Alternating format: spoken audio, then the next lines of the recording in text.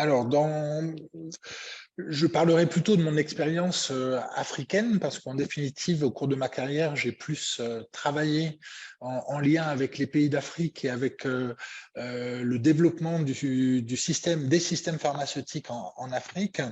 Donc, en lien, quoi, concrètement, quelles sont les expériences concrètes que l'on peut avoir, et notamment en lien avec les pharmacies communautaires ou avec les pharmacies d'officine. Il y a un travail énorme qui est fait sur les bonnes pratiques pharmaceutiques, donc notamment les bonnes pratiques au niveau des achats, les bonnes pratiques au niveau du stockage des produits de santé et les bonnes pratiques au niveau de la distribution. Ainsi que les bonnes pratiques au niveau de la dispensation. Donc, ces bonnes pratiques, vous savez qu'elles sont recommandées par l'OMS sous forme de directives et que les États, nos pays membres ici sur le continent africain, doivent veiller au respect de ces bonnes pratiques.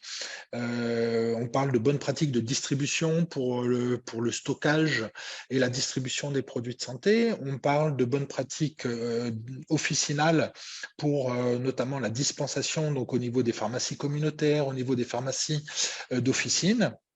Raison pour laquelle il est important de renforcer les compétences des ressources humaines au niveau des agences du médicament, notamment dans l'une des fonctions réglementaires, l'une des 8 fonctions réglementaires qui sont confiées à ces agences du médicament, qui est l'inspection des établissements pharmaceutiques. Et donc ça, c'est un métier que l'on cherche à renforcer activement actuellement, notamment en travaillant avec l'École des hautes études en santé publique, le HESP à Rennes, qui forme les pharmaciens inspecteurs en France. Et vous savez que ces pharmaciens inspecteurs sont assermentés et ont un pouvoir judiciaire pour faire fermer éventuellement des établissements pharmaceutiques qui ne respecteraient pas ces bonnes pratiques de distribution, ces bonnes pratiques officinales. Donc ça, c'est un exemple concret du rôle du pharmacien au niveau de ces pharmacies officinales ou de ces pharmacies communautaires avec ce pouvoir d'inspection des établissements pharmaceutiques qui est également une fonction qui garantit la sécurité du médicament.